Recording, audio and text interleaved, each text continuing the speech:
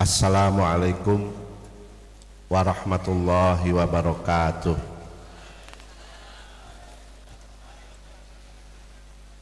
Alhamdulillah wa syukru ala ni'amillah wassalatu wassalamu ala rasulillah sayyidina wa maulana Muhammadin ibni Abdillah wa ala alihi wa sahbihi wa mawalah. La haula wa la quwata illa billah, amma ba'd. Yang saya hormati Direktur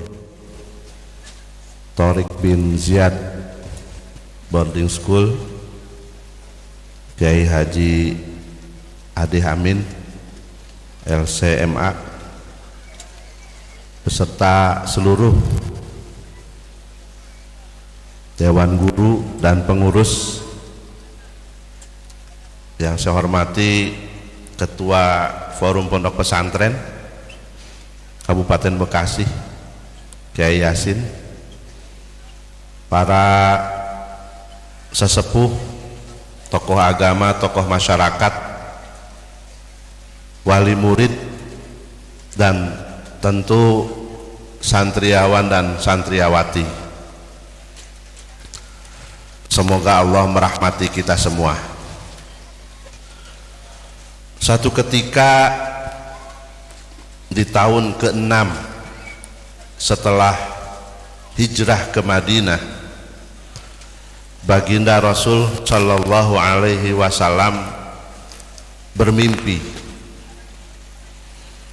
Dalam mimpinya itu beliau berangkat ke Mekah melaksanakan ibadah umroh dengan aman,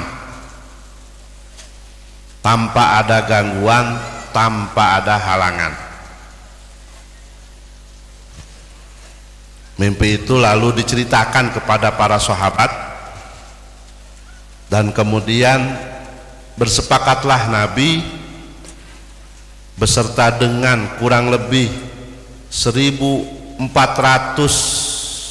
sahabat melaksanakan ibadah umroh.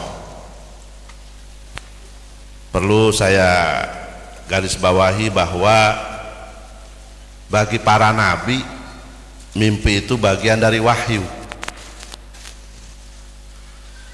Hal yang tidak berlaku bagi kita. Kalau kita mimpi, bisa petunjuk dari Allah, bisa racun dari setan. Fa'alhamaha fujuroha wa taqwaha.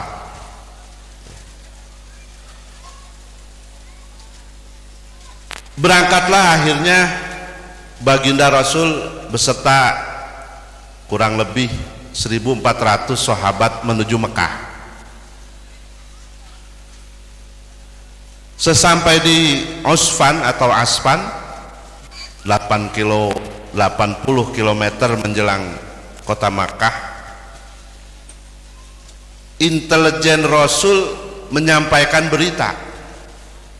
Jadi di zaman dulu pun Baginda sudah pakai intelijen, Pak, menyampaikan berita bahwa Rasul dan jamaah, bukan pasukan, karena mereka bukan mau perang tapi mau umroh, Baginda Rasul dan para sahabat akan disambut oleh kufaru Makkah sebagai pasukan perang,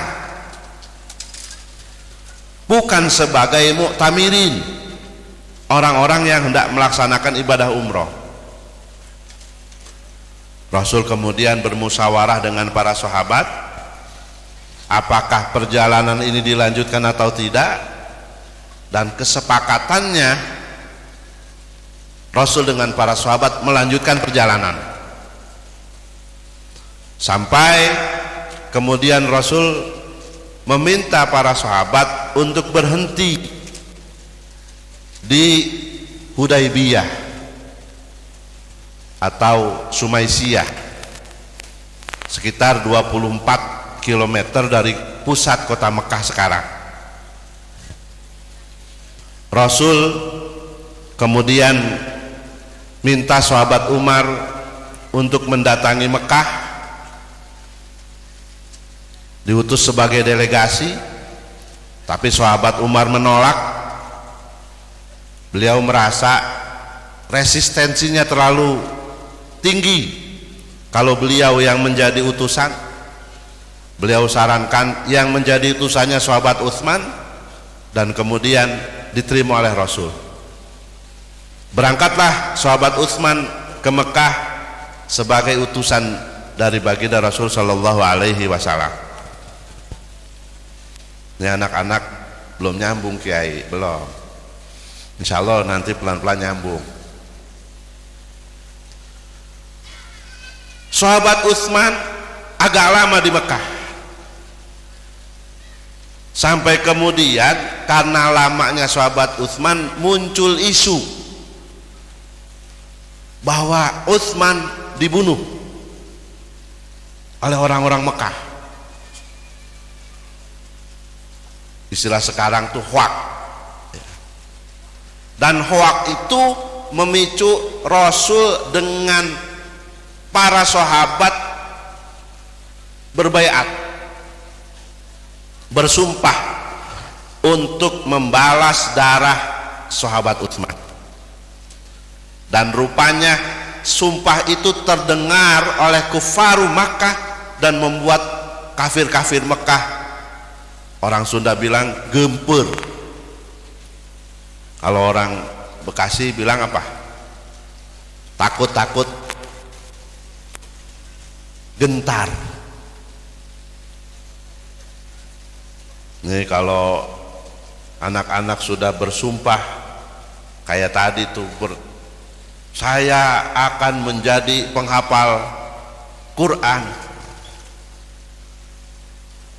aras bergetar itu. Amin ya.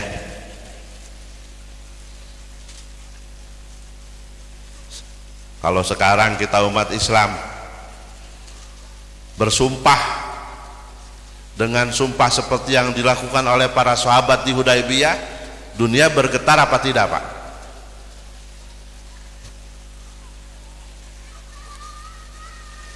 Saat ini adalah fakta, umat Islam bukanlah menjadi umat yang ditakuti. Israel ya, yang negerinya numpang, yang jumlah rakyatnya tidak banyak dibanding dengan jumlah umat Islam, sampai sekarang adem-adem aja tuh. Tapi sumpahnya sahabat di Hudaybiyah membuat warga Mekah bergetar ketakutan, sehingga akhirnya mereka kemudian utus Suhail bin Amr. Belakangan Suhail bin Amr ini menjadi pejuang Islam juga setelah beliau masuk Islam. Saya ingin sampaikan sedikit fragmen penggalan dari kisah yang ini tidak populer, yang terjadi dalam proses perjanjian Hudaybiyah waktu itu. Mudah-mudahan nanti bisa jadi inspirasi buat anak-anak generasi Quran kita semua. Begitu Suhail bin Amr datang sampai di Hudaybiyah, itu dengan pongahnya, pongah itu apa? Congkak ya. Dengan sombongnya Suhail bilang kepada baginda, hati uktub bainana wa bainakum kitaban. Muhammad, kemari, mari kita catat perjanjian antara kita. Fada'al katiba, akhirnya baginda Nabi memanggil juru tulis. Ada beberapa riwayat menjelaskan juru tulisnya saat itu adalah sahabat Ali ibn Abi Thalib. Lalu kata baginda, uktub bismillahirrahmanirrahim, tulis bismillahirrahmanirrahim kepada juru tulis. Apa kata Suhail? Ammar Rahman fala adri wallah ma huwa Rahman. Apaan itu Ar-Rahman? Saya nggak tahu Rahman itu apa. Uktub bismikallahumma, tulis bismikallahumma, dengan nama Allah, nggak ada Rahman. Para sahabat yang menyaksikan proses itu sudah mulai begini tuh. Apa tuh? Mau marah. Akhirnya ditulis, kalimat Ar-Rahman dihapus, diganti dengan bismikallahumma. Selesai itu, selamat datang Kepala Kantor Kementerian Agama Pak Haji Asnawi, silahkan. Araftul isma walam a'rifil musamma. Saya kenal namanya, komunikasi senyunah, komunikasinya sudah, ketemunya baru sekarang. Nabi kemudian melanjutkan, Nabi bilang pada juru tulisnya, uktub hadza ma qada alaihi Muhammadun Rasulullah, tulis ini adalah kesepakatan Muhammad sebagai utusan Allah. Lagi-lagi Suhail nolak. Kata Suhail, wallahi, kata Suhail, lau kunna na'lam annaka Rasulullah ma sadadnaka 'anil bait wala qatalnak. Jangan tulis Muhammad Rasulullah, uktub Muhammad ibn Abdullah, uktub Muhammad ibn Abdullah. Kalau kami percaya bahwa Anda itu utusan Allah, pasti kami tidak akan mencegah Anda, menghalangi Anda datang ke Baitullah dan tidak akan memerangi Anda. Oh, sahabat-sahabat itu sudah, kalau zaman sekarang tuh udah pada teriak tuh, Allahu Akbar, Allahu Akbar. Kalau zaman sekarang, kalau zaman dulu Pak, teriakan Allahu Akbar itu hanya keluar saat emergensi, hanya dalam situasi darurat dulu. Sekarang alhamdulillah pada gampang banget mengucapkan takbirnya. Mudah-mudahan keimanan bukan cermin emosi ya gitu.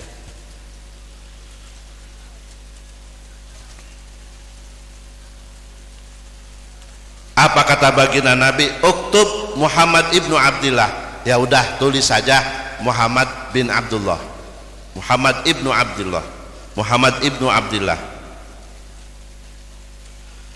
Lalu kata Nabi, ala ang tukhallu bainana wa bainal bait fanatufu bih. Jika begitu, tolong biarkan kami menuju ke Baitullah, kami akan melaksanakan tawaf. Apa kata Suhail? Lagi-lagi soal membantah. Kata Suhail,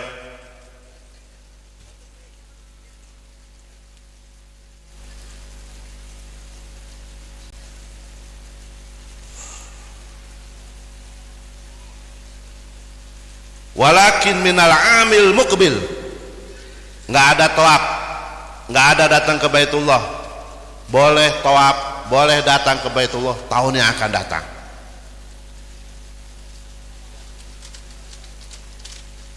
Jamaah yang dirahmati oleh Allah Subhanahu wa taala, saya pangkas ya, hadisnya masih panjang nih. Atas perjanjian itu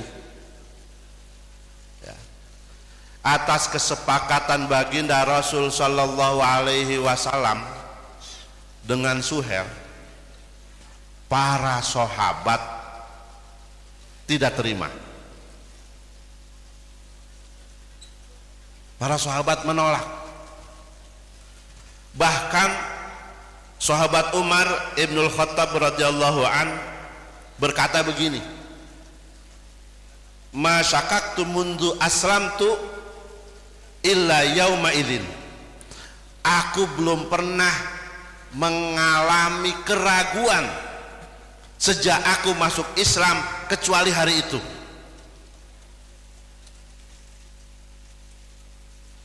Kemudian Umar mendatangi baginda Nabi Shallallahu Alaihi Wasallam dan beliau bertanya dengan pertanyaan yang sangat tajam, alasta Rasulullahi haqqa, baginda ini Rasul Allah beneran apa bukan? Wah, coba nanyanya sampai seperti itu. Kata baginda Rasul,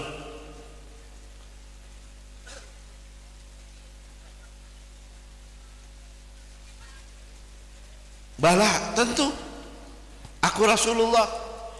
Umar nyanggah lagi, alasna alal haqqi wa aduna alal batil, bukankah kita di dalam posisi yang benar sementara musuh kita dalam posisi batil? Mengapa kita harus mengalah kepada mereka? Kata sahabat Umar melanjutkan, falima nu'tid daniyata fi dinina idzan, mengapa kita harus merendahkan diri, merendahkan agama kita terhadap mereka pada saat itu?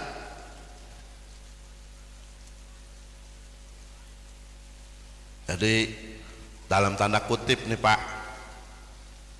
sahabat Umar nuduh Nabi itu melecehkan agama. Nu'tid daniyah, perjanjian Hudaibiyah itu oleh sahabat Umar dianggap sebagai pelecehan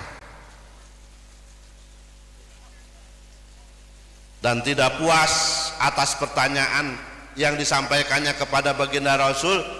Sahabat Umar kemudian mendatangi sahabat Abu Bakar menanyakan hal yang sama dan dijawab dengan jawaban yang kurang lebih sama oleh sahabat Abu Bakar radhiyallahu anhu. Singkat kisah, ini saya pangkas lagi. Selesai itu semua, falamma faragha Rasulullah sallallahu alaihi wasallam minal kitab, amara Rasulullah sallallahu alaihi wasallam ashabah. Selesai perjanjian, Rasul kemudian memerintahkan kepada para sahabat untuk menyembelih hadyu dan bercukur. Tapi apa yang terjadi? Maqama rajulun minhum, tidak ada seorang pun sahabat yang mengikuti perintah Nabi. Sampai akhirnya fadakhala ala ummi Salamata, baginda Rasul mendatangi istrinya Ummu Salamah.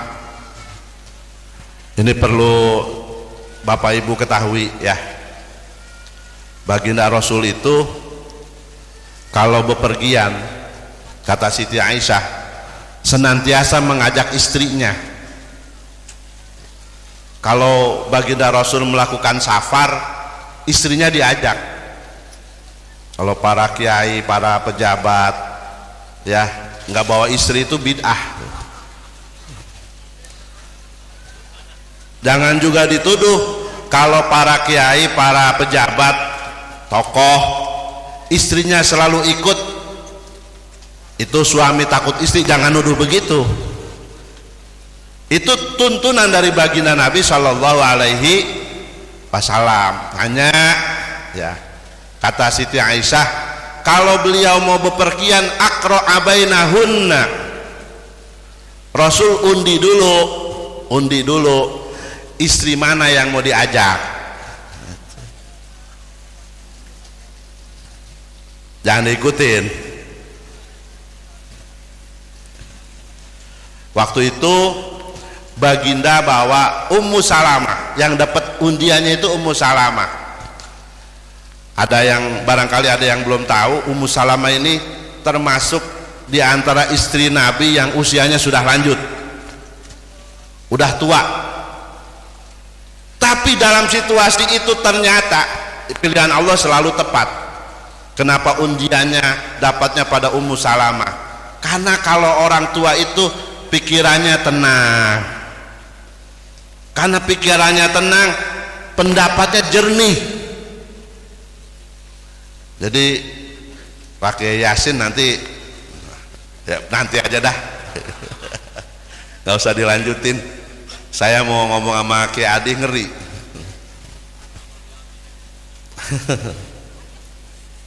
Apa kata Ummu Salamah? Ya Rasulullah, ukhruj wala tukallimanna ahadam minhum kalimatan hatta tanhar budnak wa tad'u halikak. Baginda Rasul, Tuan keluar aja, nggak usah ngomong sepatah kata pun kepada mereka. Tuan panggil tukang sembelih, Tuan panggil tukang cukur, lakukan. Sembelihan ini istilah sekarang dalam fikih disebut damul ihsor. Dam yang disembelih lantaran tidak tuntas melaksanakan ibadah umroh. Nabi itu berangkat dari Madinah sudah ambil mikot di Dzulhulaifah.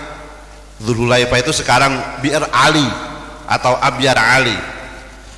Dan ternyata baginda Rasul tidak bisa mentuntaskan umrohnya.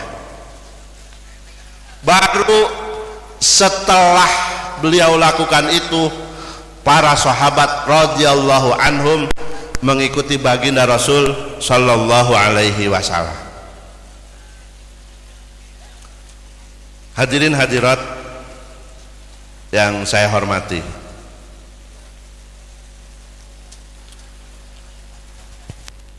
saya tidak ingin berbicara lebih jauh tentang esensi perjanjian Hudaibiyahnya. Yang ingin saya garis bawahi dari apa yang saya sampaikan, kisah tadi itu diriwayatkan oleh Imam At-Tirmidzi, juga diriwayatkan oleh Imam Bukhari. Jadi insya Allah ini bukan kisah hoak, bukan kisah kaleng-kaleng. Ada dasar yang sangat kuat. Yang ingin saya garis bawahi adalah betapa ya orang yang Al-Quran diturunkan kepada mereka, baginda Nabi bersabda kepada mereka, bisa keliru memahami nas, bisa gagal faham terhadap petunjuk baginda Nabi Shallallahu Alaihi Wasallam. Bahkan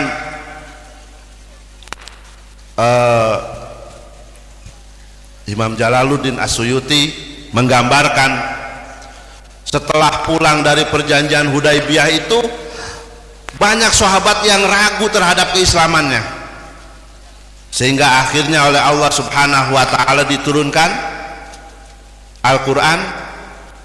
Ini nanti anak-anak jawab, yang bisa jawab saya akan kasih hadiah 100.000. Nah, ikut-ikutan, nanti duitnya dari direktur ya. Pak Direktur tolong, saya kelupaan nggak bawa dompet ini, tapi insya Allah nanti saya ganti. Ini saya niat kasih hadiah sama anak-anak. Saya hanya minta anak-anak jawab dari surah apa, nggak usah jelaskan ayatnya.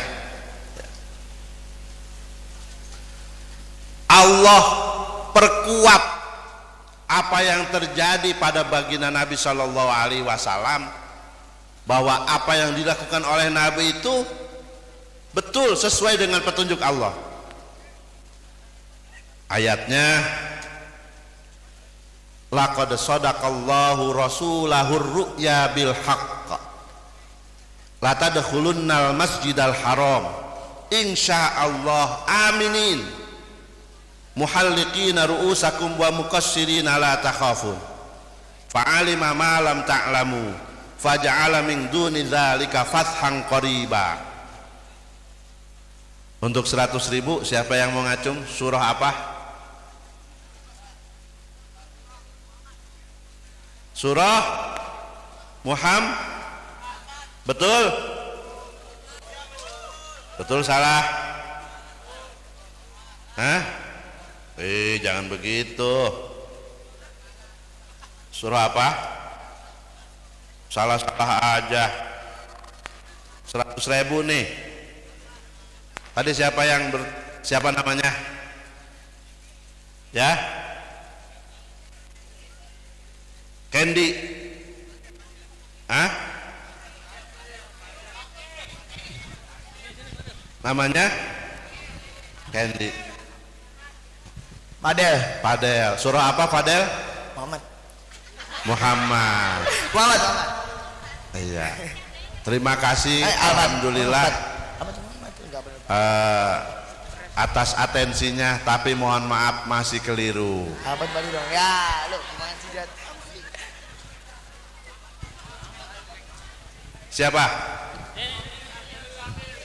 Samil. Ya. Samil ayatnya hafal belum? Lupa urutannya, Pak. Coba ayatnya dibaca. Laqad sadaqallahu rasulahu ru'ya bil haqq la tadkhulunnal masjidal harama insyaallahu aminin muhallikina ru'usakum wa muqassirina la takhafun fa'alima ma lam ta'lamu faja'ala min duni dzalika fathan qariba. Surah apa? Al-Fat. Al-Fat. Barakallahu fiik. 100.000 buat siapa? Alhamdulillah. Lanjut. Sampai berapa menit lagi? 5 menit lagi. Baik.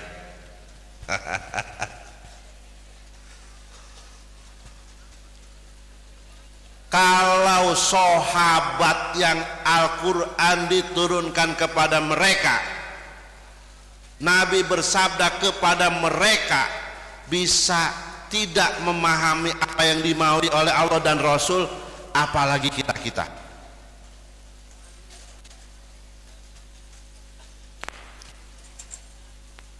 Apalagi kita karenanya